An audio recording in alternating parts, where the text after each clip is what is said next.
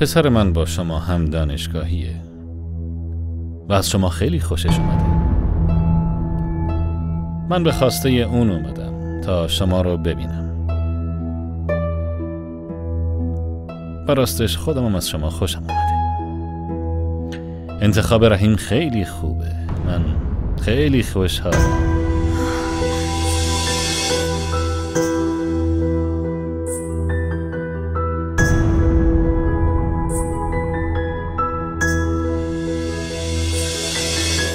رحیم؟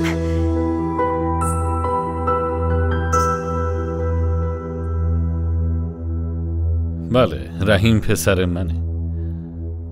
فکر کنم که شما بشناسینش. ما برای خواستگاری از شما اومدیم.